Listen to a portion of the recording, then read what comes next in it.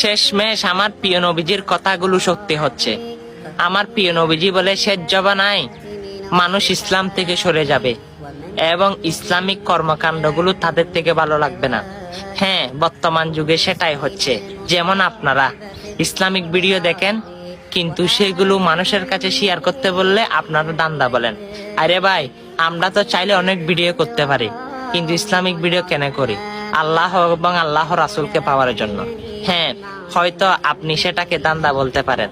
অবশ্যই আজকে আপনি যদি জান্নাত পেতে চান, সেই জান্নাতের দোয়াটি সকল মুসলমানের কাছে ছড়িয়ে যান। অবশ্যই বিনা হিসাবে জান্নাত কে না পেতে চাই, আপনিও পাবেন।